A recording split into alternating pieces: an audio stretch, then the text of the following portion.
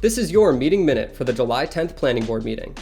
A representative from J. Cayley Associates came in front of the board to discuss their application for site plan review and shoreland conditional use permit for the proposed redevelopment of the property located at 97 Portsmouth Ave.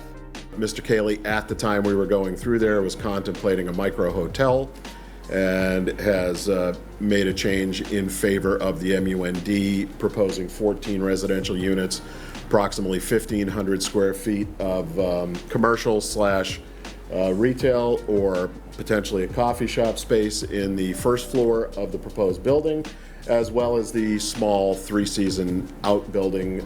After hearing a presentation on the site plan, the board opened the floor to the public to speak about the proposed construction.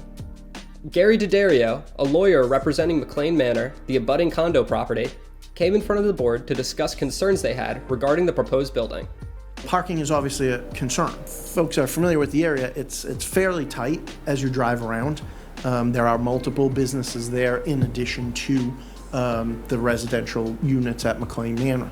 Realistically, chances are 14 residential units are going to result in more than 14 vehicles being at that property on a regular basis. For our purposes at McLean Manor, the concern is just to try to make sure that overflow parking doesn't end up at McLean Manor. Mr. D'Addario went on to suggest that some kind of separation be constructed between the two properties. He also noted concerns about how McLean Manor residents would be impacted by construction. It's their home, so they're hoping that, the hours will be reasonable, that the noise will be reasonable, that, the project isn't something that's going to completely disrupt their lives during the time that it's going on.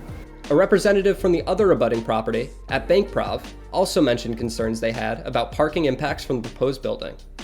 Back in the 70s, there was a chemical spill at the proposed construction site that released contaminants into the area. A resident at McLean Manor brought up his concern that construction at this property might expose more contaminants. Right now, our main concern is that when the building comes up, being the cleaners, the perchlorethylene, I don't know what is, we have no idea what's underneath that slab. To reassure Mr. Siegel, we are without question going to be doing some soil sampling, though none of these contaminants are typically clinging to mineral material. They dissolve and run into the water, particularly over that length of time. The planning board then moved on to deliberation about the proposed project. I think we're dealing with a difficult parcel in general. If you aren't familiar with it, you're going to see it pretty quickly that it's a little bit complicated and there's a lot. If you even look at the plan, there's arrows going 7 different directions. Yeah. It's almost like a free-for-all. It's a pretty rough parking lot. The board scheduled a site walk for August 13th at 8 a.m.